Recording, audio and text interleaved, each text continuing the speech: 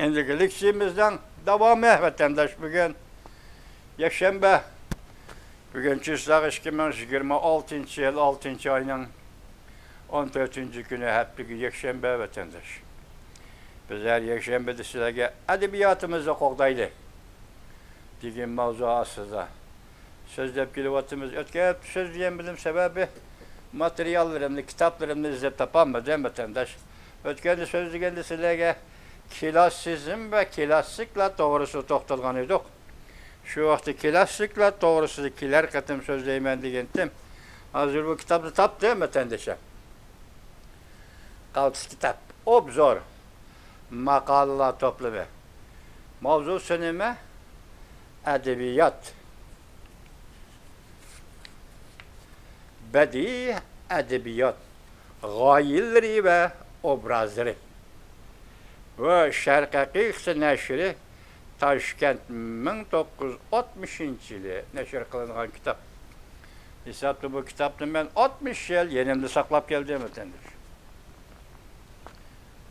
Bu şu kitapta klasikla doğrusudur biz. Klasikla doğrusu da kişiler ağzı kegendi şundaklı deydi de hem de hemimiz şundak dep geldik. Hem bilmegendik onun tabir bir işi, tabir bir elde bir adam takı oturuğa çıkmagandı ki. Klasikla bu akademi hukum hem edebiyat tarihindeki mühim hukumlarının birisi. Klasizmli silahı söz yapalım. Hani klasikla biz kandak eserini klasik eser de beytimiz. Onun şartları buluşu gerek, onun hukum belgesi buluşu gerek vatandaş. Bu bulmayı durup konu kitaplarını klasikla deyimiz. Kadim kılanı ya ki bizim Manchester burun ötkellerinin kitabını klasikla deyimiz ve hakaza. Muşu dairde aynı. Muşu dairden çıkıtemme klasikla degen zadinime klasik eser degen zadinime. Buna cevap veremey. Muşu gün geçimiz zamanı çıkeldik. Vatandaş, endi bugün sizler şu klasikler doğrusu da söz değmez. Bunu kıskartıp geldim, kalan taraflarımdan taşlap koydum, mazur taşlap koyuşum gerek endi. Şundak sebepler tüpeyli taşlap koyuşum gerek ötenler.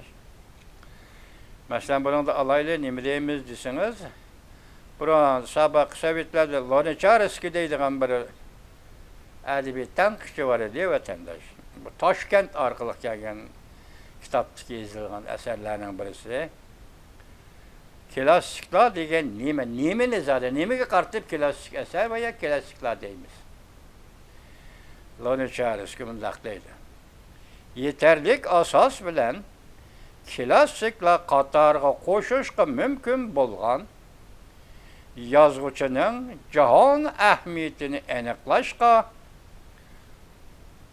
özünün Pushkin toğrusudaki makalesi en yaxşı tabir berdi. Pushkin Rusiyanın şairi. Öyle kim bulduğunu çağrısmasan Byron, Angliyanın danlıq şairi, romantik şairi Byron toğrusudur mu toxtalğan vatandaş. Nayt kan kuşadı makallaını yaz. Ahmetli aniqlaşdı yüzünen Pushkin toğrusudaki makalesini en yaxşı fikir berdi. Öz zamanısının hakiki perzendi bolalığa. Onun yani öz zamanısının terakki perverlik intilişini pemeligen. Onun yani öz zamanısının hayati lezzetlerden behremen buluşunu bilgen. Özüge materyal süpütüde turmuşnun hayat behiş parçalarını, tepşini ve ulanı, zevku heves ve şu zamanda erişilgen en tenkidi gaye, royu da işlep çıkışını bilgen. Yazgıcı, ebedilik ya ki uzun zaman hukuka müstehkem ilgidir. Bula klasikler. Bir yerde siz bilen ben tutup olduğu en mühim narsa neme? Öz zamanısının terakki perver intilişini pemiligen. ve onun yani öz zamanısının hayatı lezzetinden bəhrəmən buluştu bilgen. Özüge materyal sütüdü turmuşdan hayat bakış parçalarını tepişni ve olanı zevki heves şu zamanda erişilgen en tenkidi gayroyda işlep çıkışını bilgen. Yazgıcılar bula klasikler, şairler bula klasikler. Terakkiperver intilişini. Biz yaşavatkan cemiyetinin terakkiperver intilişini bileligen. Bunun dende azı biz bunun nime deyimiz azı aldıraplı müşahedesiyle misal keltügende bunu bir izim bağlışımız gerek. Biz bunu nime deyimiz? Edebiyatçıya 20. asır edebiyatı tankidir ya. Ya klasik edebiyat tankidir realizm. Demek bir yazıcı roman yazılı. Bir şair şiir yazılı, dastan yazılı. Onun mezmunu mürekkepliği ve adiliği. Onun da köreşinin keskinliği ve adiliği. Bir cemiyetin şu haleti, şu vaktiki haleti. Bu bedi edebiyatı, bedi maksat olan obrazlar şeklinde yazılışı gerek. Mana muşunda kalem tevri telegen, muşunda yazalgan kişi ötmüştü hem. Bugünkü yaşaş hukuku ile çünkü o eseri bilen, ya ki yazgan kitabı bilen ve ya ki şu ruh bilen o kişi bizim aramızda bugünkü günde klasik eser veya klasik yazgıcı da yaşamaya gerek. Yani bunu biz klasikler, klasik yazgıcılar, klasik şairler. Yani bunu biz klasikler dep atayımız vatandaşlar. Klasikler birla tenkidi realizm bilen cemiyetini tankitleydiğalı yazgıcılar, şairlerle emez. Yani şundakla bu klasikler medyeleştiğini biliş gerek. Yani cemiyetinin ilgar terpini medyeleştiğini ve onu rağbetlendirişini ve onu ima ve yakı obrazga aylandırışını en adıyken şunun yarışa şu zamanısının talep ihtiyacı yarışa fikir işlep çıkışını hem bilişi gerek. Uygur'un 12. asırda doğulup ösken şairi Sekkaki, Yusuf Sekkaki. Uyguristan'ın şimalıda doğulup şimalıda ösken Yusuf Sekkaki şu vakitlerde kandak yazgan idi. Mesela başka eserleri bizge toluk emez. Ya ki ben körelmedim diginimde onun 2 mısra şiiri hazırlıkçı isimdi. Anladın. Ziminin çoğun yeri Asya onun hem merkezi Kaşgar münasip Türk merkezini muhabbetke nişan eyle. Ama vatandaş klasik şairimiz Yusuf Sekkaki Uygur'istan, Şimali Uygur'istan'da doğulup ösken Yusuf Sekkaki şundak yazgan idi. Ziminin çoğun yeri Asya, onun hem merkezi Kaşgar, münasip Türk merkezine muhabbetke nişan eyle. Yani bu klasik mısralar. Klasik şair Yusuf Sekkaki vatanperverlik, klasik vatanperverlik. Zamandı zamanga edebiyat şekilde ekilivatkan, zamandı zamanga hissiyat şekilde ekilivatkan vatanperverlik. Sendaş, yani biz bunda şairlerini klasikla depatayız. Endi bugün sizlerge tanıştırdığımız vatandaş unimetden endi Amerika'da 2 asırgacha davamlaşkan, terakki kılgan edebi tanqışıl, yeni edebi tanqışıla ekimi. Ve şu yeni edebi tanqışılarının asaslık vekillerden biri Robert Efendi'nin nokul şiiriyet nezriyesi üstü tahtılımız bu vatandaş. Nokul şiiriyet bu bir şiiriyet sahasıdaki bir hadise, edebi hadise. Belki şu Amerika'da kötürülgen, Amerika'da başlangan edebi hadise değil. Bu bütün cihanga tarqalgan. Hatta bizning şiiriyat sahasımızga kirib, gezle ona bazılar onu neşirilmez ne ha. Nezri bile ispatlap sizin aldığınızga taşlaydigan bir adam çıkmışmı? Hiç bo'lmasa şunda kitaplar tercüme kılıp sizin bizden aldığımızga taşlaydigan hiç bunda adam çıkmışmı? Yani şu kitabını okuganlar, şunu haber tapkan Uygurlar bazı şair çaklar değil. Aşağı değiş verdi bu. Şiir degen sap bilişi gerek. Şiir degen tarihten, ondan nereye, siyasetten nereye, ahlak, vazgoyluk ve dogmatizmlikten nereye turuşu gerek. Başında geplerini kılıp yürüyordu ki yüzü koluğa kalem elip bunu neziriye şeklinde yazıp sizden bizden aldığımız taşlap mundak idi diyemeyler. Bugünlerde tağ atlap, okyan atlap Amerika'ya geldik. Hazır Amerika'da bu neziri bir kitaplarını elip gelgeniz değil mi güzel? Şunuzdan paylanıp vatandaşları bunu tanıştırıvatım vatandaşlar. Karana nokol şiiriyet neziriyse. Biz aldığımız yaz millilerimizde köp qatam tilg'ilib o'tgan nokol yoki nokol emas degan bu ikki so'z men bu so'zlarning ma'nosini nima ekanligiga qattiq talab qo'ymaganligimizni e'tirof qilaman. Bu so'zlarimiz matbuotga chiqdi, hech kim bu so'zlar ustida qattiq talab qo'ymadi, yoki izlanib boqmadi. Robert Efendi bu şu makalesini şunda rencivatıdı, dana vatandaş, rencivatıdı. Lekin mena nime demekçi bolğanlığım silerge aya.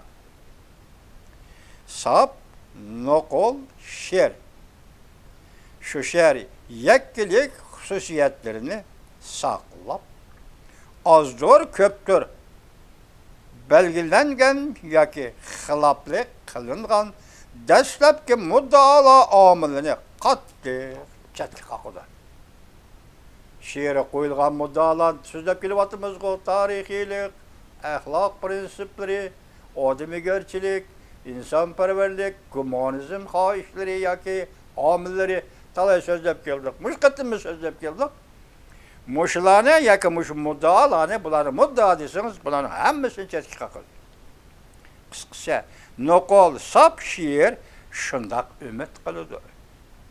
Öz aldığı has yekke ve yekke janr buluş ne şunç köp ümit kıldı. Şiir, ya şiiriyet, o bunlaştığını şiiriyet, o bir janr. Proza eserleri bu bir janr. Mesela nesir bu deyimiz bu bir janr. Komediya deyimiz, tiyatr deyimiz ve yani şunun oxşağanlar o öz aldığı bir janr vatandaş. Şiiriyet öz aldığı janr en hazır şu şiiriyetin içindeki sap nokol şiir.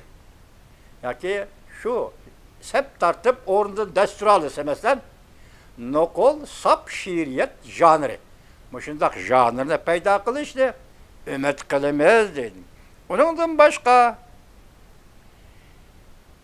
yani bir nokta şüphesiz ki yani şunçilik derecede roşan aldığımızda tilg'ilib ötken her türlü şiir toplamlarında itiraf kılıngan yoki chetga qilgan her türlü sap ve nokol bo'lmagan omillar şiir o'xshash bo'lmaganlikdan bu omillarmi o'xshash bo'lmay keldi.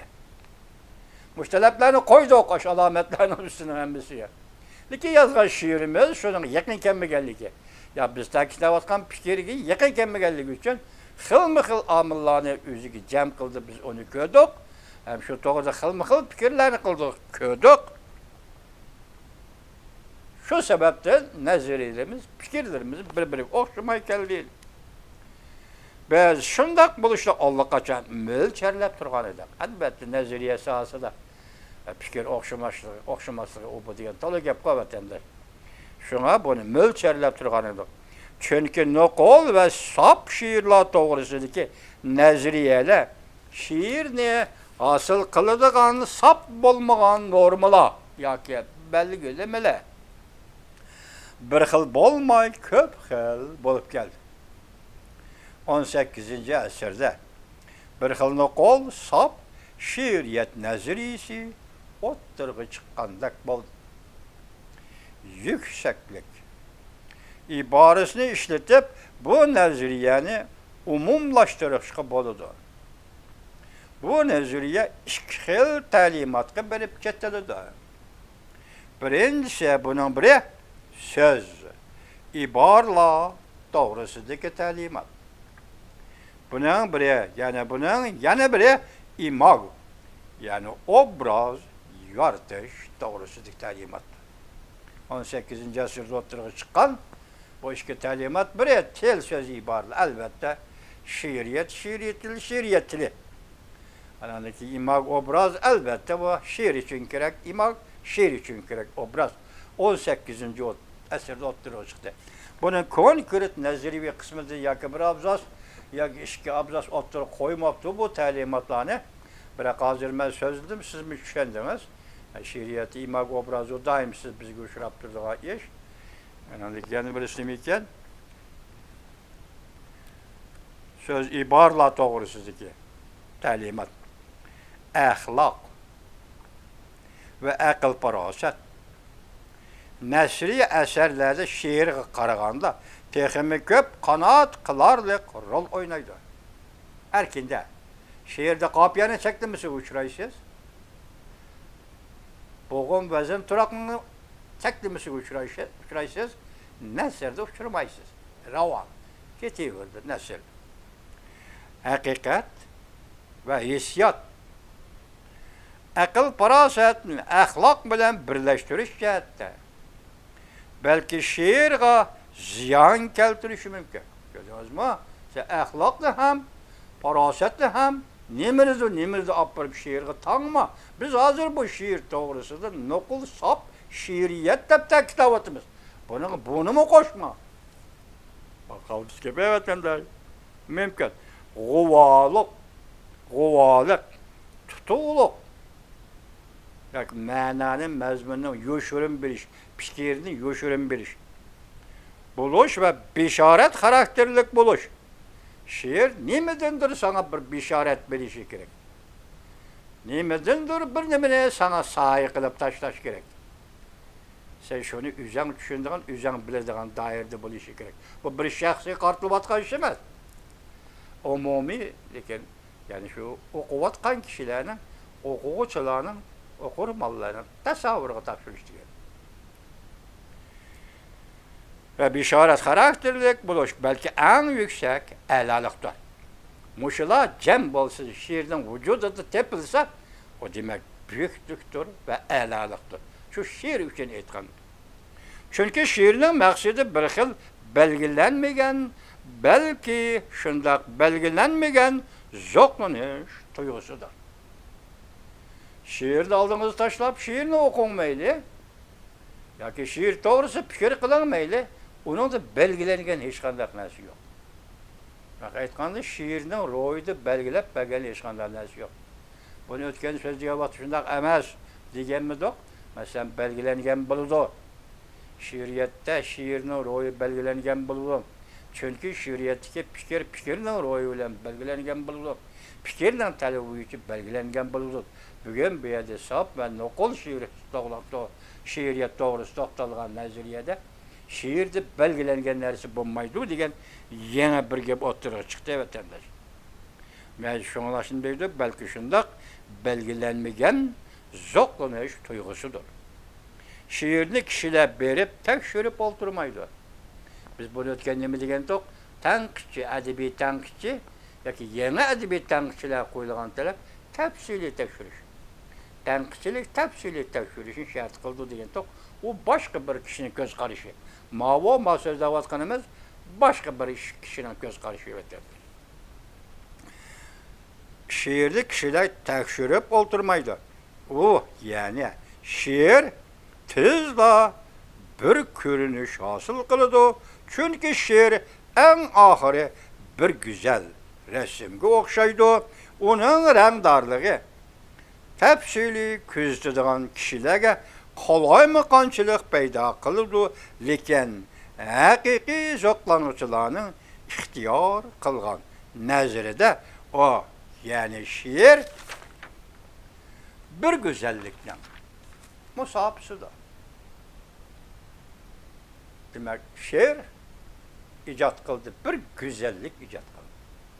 Sen onun her xil kirip baksan, o bir parça resimge okşaydı.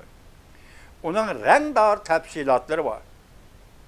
Sen rengdar tepsilatlara kızıksan, közünü kamaştırdı. Hem dilini rencige alıdı. Tasavvurunu kontrol kılıdı. Sen şu şiirini okuyatkanda, tasavvurunu kontrol. Bu intayın mühim nokta. Mesela şair yazdığı muayyen tasavvuruna dayanıp, biz onu okuyumuz, şiirini okuvatkan vakta sizin tasavvurunuz qaysi tarafga ketidi, mening tasavvurum qaysi tarafga ketidi. Yani birisinin tasavvuru qaysi noqtada to'xtaydi, bu intayin mühim. Bu tushunish, bilish dairesi ve şu şiirden zokmuş, ta'sirlanish dairesidagi ish. Bu sizin bizden aldığımız konkret şiir, o'xshash bo'lmagan kishilarda o'xshash bo'lmagan tasavvurni qo'zg'aydi vatandaş. Şu vaqtda andın qaytib şiiri qaraysiz. Demek şiir sizni şu sahalarga başlap berip, şu sahalarda aylandırıp, andi özü doğrusu gap qilishga. Aş aldığınızdaki şiir 3 kuplet, 5 kuplet şiir özü doğrusu gap qilishga sizni mecburlaydi.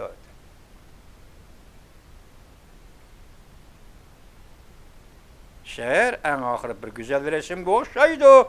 Onun rengdarlığı tepsili küzdürgen kişilerge kolaymıqançılık peyda kıldı. Gördünüz mü?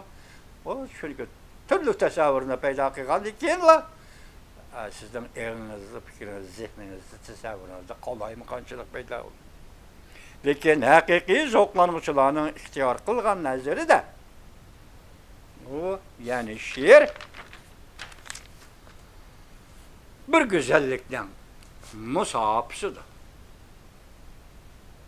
Güzellikni yaratkan musabı ve şu güzellikten peyda boğan, təsirattan peyda boğan musabı. Şu şiir, muşu netice, muşu önümge ilişken şiirdir. Şiir, müzikiga yakın turdu. Çünkü şiir belgelenmegen sezgü. Başlaytıkı yani geldi. Çünkü şiir belgelenmegen sezgü. Belki mundaq belgelenmegen sezgi üçün aytqanda muzika kam bolsa bo'lmaydi. Men şiirini okudum, meni sezgim belgilishi kerak. Şiir belgilish kerakmi? Hozir bu so'zni aytganda bizning ko'z qarashimizga xilaf bo'lishi, tushunishimizga xilaf bo'lishi mumkin yoki bizning tushunishimiz tez bo'lib qolishi mumkin. Masalan, belgilanishi kerakmi? Fikir belgilash, fikrni belgilamaslik, sezgini belgilemeslik, lekin bu şu ağırlıkta şiir müzikiga yakın turishi kerak. Mesela müzikada qarang, mana misalni qaltis keltiribdi.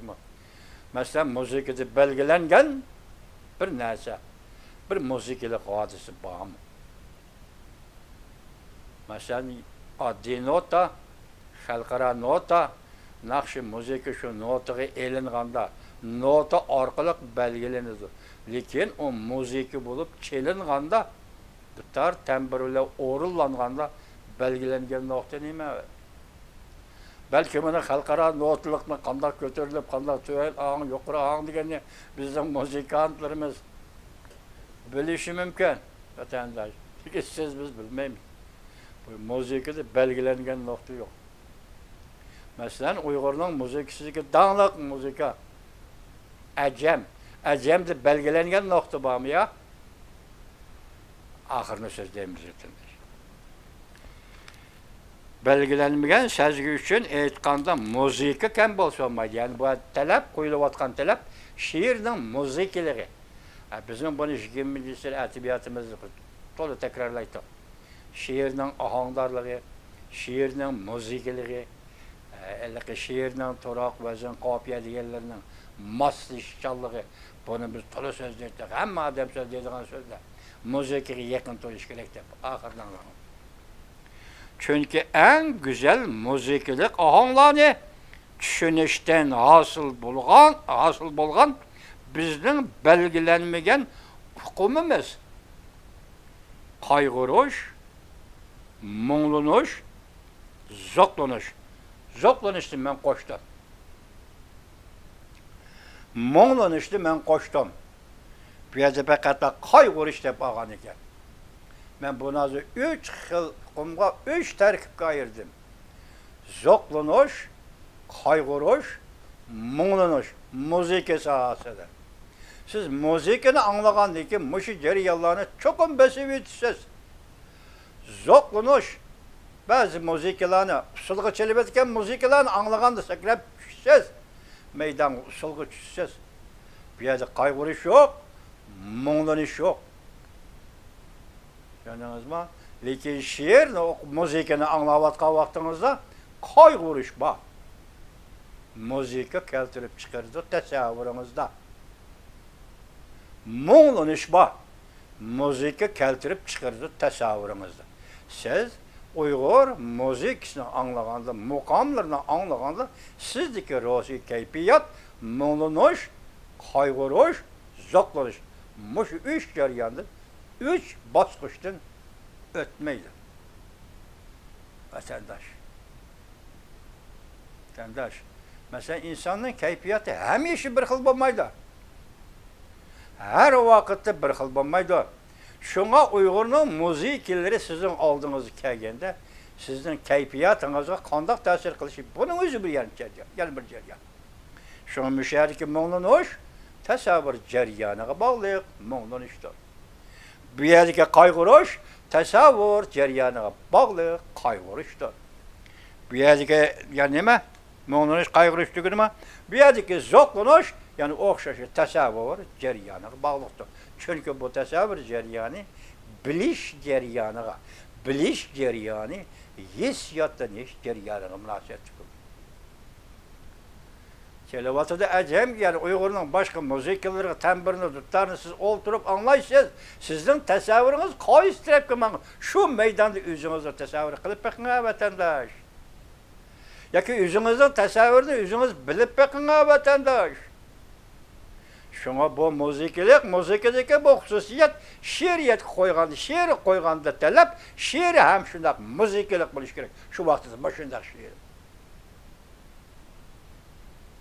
Muzikaning xususiyati qayg'urish. Men qo'shdim dedim, zoqlanish va mo'nglanish. Zoqlanish va mo'nglanish. Mushu xususiyat, muzikalik xususiyat she'rda bo'lishi kerak.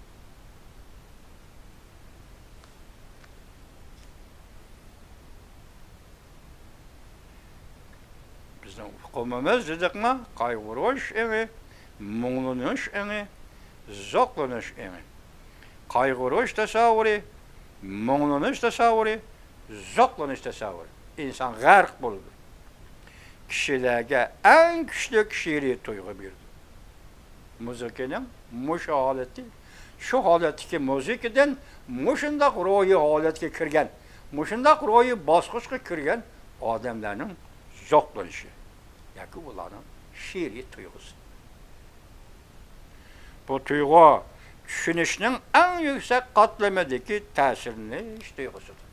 Yig'inchoqlaganda, xulosalaganda bu tuyg'u tushunishning eng yuqori qatlamadagi ta'sirini jarayoni.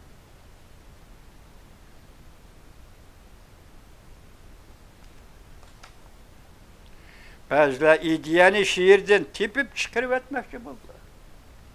Chunki ideya she'rga ziyonkashlik qiladi deb asoslaydi. İsmen Efendi, İsmen isimli bir kishi keldi, shu ko'rayotganimda. İsmen Efendi kameran açdimmi, açmadimmi vatandaş? Yo'q, Xudoga ming shukr. İsmen Efendi.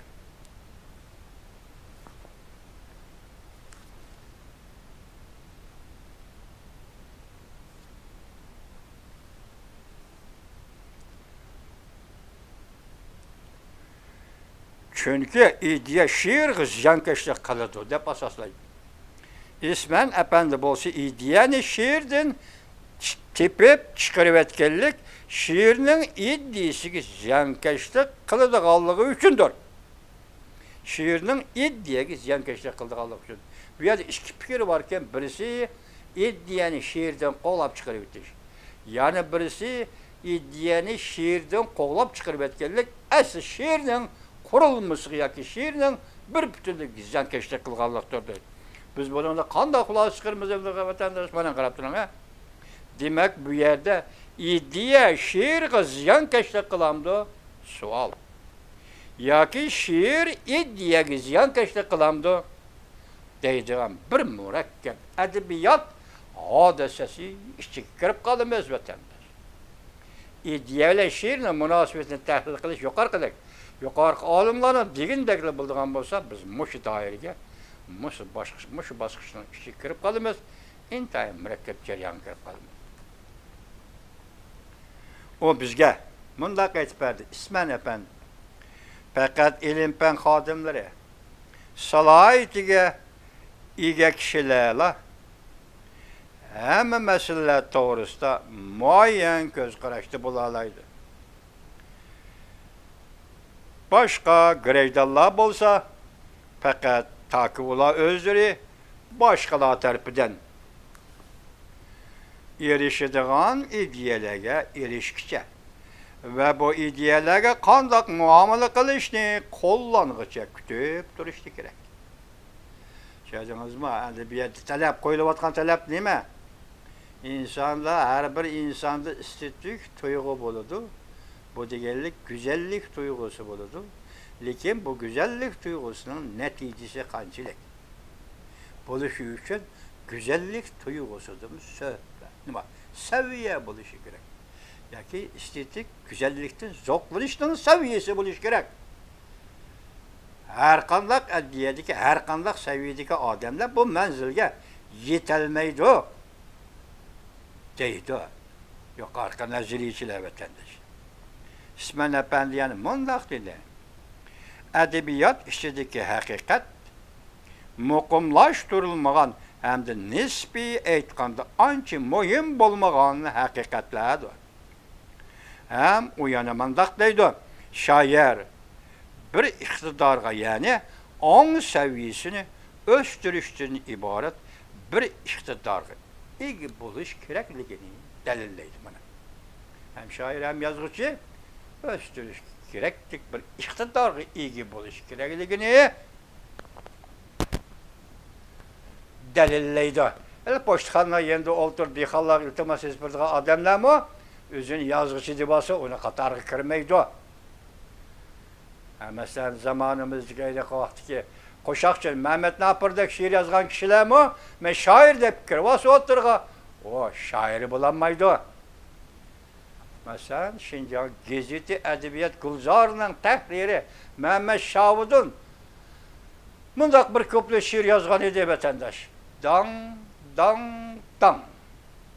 Yaşa Gongchen dang. Anladınızmı? Dang dang dang. Yaşa Gongchen dang. Muşuni şiir deb yozgan edi. Muşuni şiir deb ilan qilgan edi. Şunlaşqa Şinjan Gazeti Edebiyat Tahrir bölümünün bir betlik gazetinin tahriri bo'lib, Şinjan Gazeti'de o'ltirdi. Bizdek tanqidchilar nima ish qildik, vatandosh? Mana bizlar ko'chada. Jamiyat Xitoy hukmronligidagi jamiyat mana shunday jamiyat.